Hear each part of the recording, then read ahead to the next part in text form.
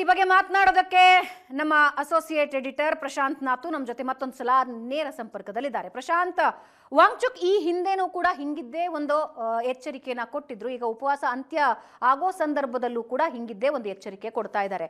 Definitely ದೇಶದಲ್ಲಿ ನಡೆಯುವ ಪ್ರತಿ ಪ್ರತಿಭಟನೆಯನ್ನ ಎನ್ಕ್ಯಾಶ್ ಮಾಡಿಕೊಳ್ಳೋ ಕೆಲವು ಶಕ್ತಿಗಳಿದ್ದೇ ಇರುತ್ತೆ.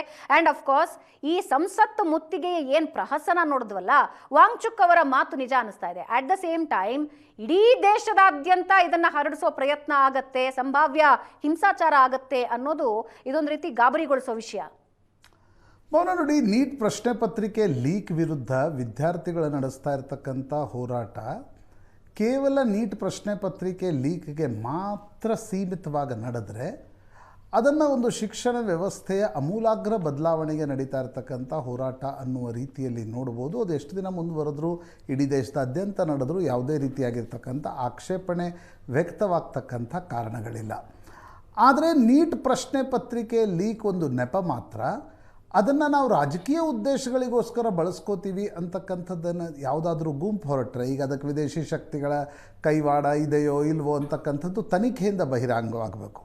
ಆದರೆ ಅದನ್ನು ನಾವು ರಾಜಕೀಯ ಕಾರಣಗಳಿಗೋಸ್ಕರ ಬಳಸ್ಕೋತೀವಿ. ನರೇಂದ್ರ ಮೋದಿ ಭಾಳ ವರ್ಷಗಳಿಂದ ಅಧಿಕಾರದಲ್ಲಿದ್ದಾರೆ, ಅವರನ್ನು ನಮ್ಗೆ ಮಣಿಸ್ಲಿಕ್ಕೆ ಸಾಧ್ಯ ಆಗ್ತಾ ಇಲ್ಲ. ಹೀಗಾಗಿ ನಾವು ವಿದ್ಯಾರ್ಥಿಗಳ ಒಂದು ಹೋರಾಟವನ್ನು ಮುಂದಿಟ್ಕೊಂಡು ಅವರನ್ನು ರಾಜಕೀಯವಾಗಿ ಮಣಿಸ್ತಕ್ಕಂಥ ಪ್ರಯತ್ನ ಮಾಡ್ತೀವಿ ಅಂತ ಹೊರಟ್ರೆ ಆಗ ಇದು ಎಲ್ಲಿಗೆ ತಲುಪುತ್ತೆ ಅಂತಕ್ಕಂಥದ್ದು ಬಹಳ ಮುಖ್ಯ.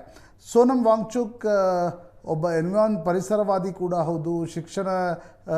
ಅವರು ಇಡೀ ಒಂದು ಶಿಕ್ಷಣ ವ್ಯವಸ್ಥೆಯ ಸುಧಾರಣೆಗೆ ತಂದಿರತಕ್ಕಂಥ ಕಮಿಟಿಯಲ್ಲೂ ಕೂಡ ಕೇಂದ್ರ ಸರ್ಕಾರದ ಕಮಿಟಿಯಲ್ಲಿ ಕೆಲಸ ಮಾಡಿದರು.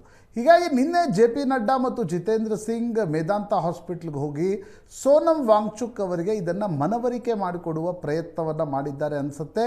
ಹೀಗಾಗಿಯೇ ಸೋನಮ್ ವಾಂಗ್ಚುಕ್ ಮೊದಲು ತಾವು ನಡೆಸ್ತಾ ಇರತಕ್ಕಂಥ ಆಮರಣ ಉಪವಾಸ ಸತ್ಯಾಗ್ರಹವನ್ನು ಹಿಂತೆಗೆದುಕೊಂಡರು. ಆದರೆ ಆಗ ಸರ್ಕಾರ ಕೆಲ ಲಿಖಿತ ಭರವಸೆಗಳನ್ನು ಕೊಡ್ತು. ಒಂದು, ನಾವು ಯಾರು ಆತ್ಮಹತ್ಯೆ ಮಾಡಿಕೊಂಡಿದ್ದಾರೋ ಅವರಿಗೆ ಒಂದಿಷ್ಟು ಪರಿಹಾರವನ್ನು ಕೊಡ್ತೀವಿ ಅಂತಕ್ಕಂಥದ್ದನ್ನು ಸರ್ಕಾರ ಒಪ್ಕೊಂಡಿದೆ. ನಾವು ಶಾಂತಿಯುತ ಪ್ರತಿಭಟನೆ ಮಾಡೋರ ಮೇಲೆ ಯಾವುದೇ ಕೇಸ್ಗಳನ್ನು ಹಾಕೋಲ್ಲ ಅಂತಕ್ಕಂಥದ್ದನ್ನು ಸರ್ಕಾರ ಸ್ಪಷ್ಟಪಡಿಸಿದೆ. ಜೊತೆಗೆ ಕ್ಯಾಬಿನೆಟ್ನಲ್ಲಿ ಅಮೆಂಡ್ಮೆಂಟ್ ಏನು ತರ್ತೀವಿ ಬಿಲ್ಗೆ, ಅದನ್ನು ಕ್ಯಾಬಿನೆಟ್ನಲ್ಲಿ ನಾಳೆ ಪಾಸ್ ಮಾಡ್ತೀವಿ ಅನ್ನೋ ಭರವಸೆಯನ್ನು ಕೊಟ್ಟ ನಂತರ ಸೋನಮ್ ವಾಂಗ್ಚುಕ್ ತಮ್ಮ ಒಂದು ಆಮರಣ ಉಪವಾಸ ಸತ್ಯಾಗ್ರಹವನ್ನು ಹಿಂತೆಗೆದುಕೊಂಡ್ರು. ಈಗ ಧರ್ಮೇಂದ್ರ ಪ್ರಧಾನ್ ರಾಜೀನಾಮೆಗೇನು ವಿದ್ಯಾರ್ಥಿಗಳು ಪಟ್ಟು ಹಿಡಿದಿದ್ದಾರೆ, ವಿಪಕ್ಷಗಳು ಪಟ್ಟು ಹಿಡಿದಿವೆ, ಅದರ ಒಟ್ಟಾರೆ ಭವಿಷ್ಯ ಏನು ಅನ್ನೋದು ಸೋಮವಾರ ಸದನ ಶುರು ಆದಾಗಲೇ ಸ್ಪಷ್ಟವಾಗಲಿದೆ. ಆದರೆ ಒಂದಂತೂ ಸ್ಪಷ್ಟವಾಗಿ ಕಾಣ್ತಾ ಇದೆ. ಮೊದಲ 20 ದಿನಗಳ ಕಾಲ ಏನು ಸೋನಮ್ ವಾಂಗ್ಚುಕ್ ಆಮರಣ ಉಪವಾಸ ಸತ್ಯಾಗ್ರಹವನ್ನು ನಡೆಸಿದ್ರು, ಇಟ್ ವಾಸ್ ಮೋರ್ ಪೀಸ್ಫುಲ್.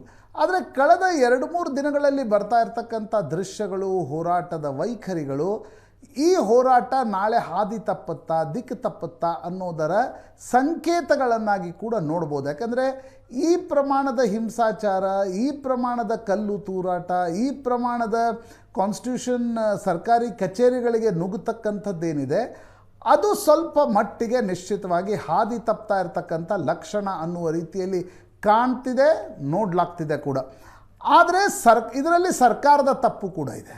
ಸರ್ಕಾರ ನಿನ್ನೆ ಏನು ಸೋನಮ್ ವಾಂಗ್ಚುಕ್ ಬಳಿ JP ನಡ್ಡಾ ಹೋಗಿದ್ರು, ಇದನ್ನು ಮೊದಲ ದಿನದಿಂದಲೇ ಎಂಗೇಜ್ ಮಾಡ್ತಕ್ಕಂಥ ಪ್ರಯತ್ನ ಮಾಡ್ತಾ ಇದ್ದರೆ ಈ ಪ್ರಮಾಣಕ್ಕೆ ಈ ಪ್ರತಿಭಟನೆಗಳು ಹೋಗ್ತಕ್ಕಂಥಕ್ಕೆ ಅವಕಾಶ ಇರಲಿಲ್ಲ.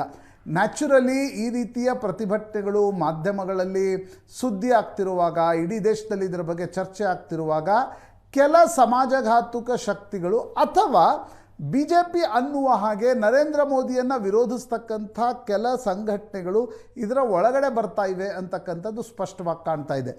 ಯಾವ ಸಂಘಟನೆ ಒಳಗಡೆ ಬಂದರೂ ಭಾವನಾ, ಪೀಸ್ಫುಲ್ಲಾಗಿ ಪ್ರೊಟೆಸ್ಟ್ ನಡೆದ್ರೆ, ಈ ಇಡೀ ಬೇಡಿಕೆಗೆ ಅನುಗುಣವಾಗಿ, ಶಿಕ್ಷಣ ವ್ಯವಸ್ಥೆಗೆ ಅನುಗುಣವಾಗಿ ಅದರ ಸ್ಟೇಕ್ ಹೋಲ್ಡರ್ಸ್ಗಳು ಪ್ರತಿಭಟನೆ ನಡೆಸಿದರೆ ನಥಿಂಗ್ ಹಾರ್ಮ್.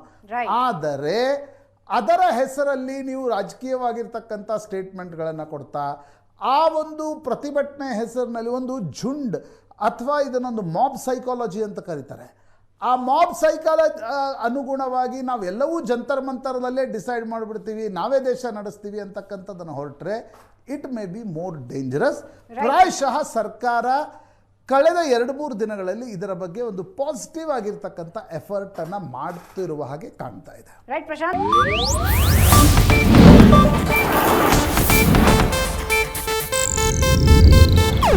ಇದು ಏಷ್ಯಾನೆಟ್ ನ್ಯೂಸ್ ನೆಟ್ವರ್ಕ್ ಪ್ರಸ್ತುತಿ.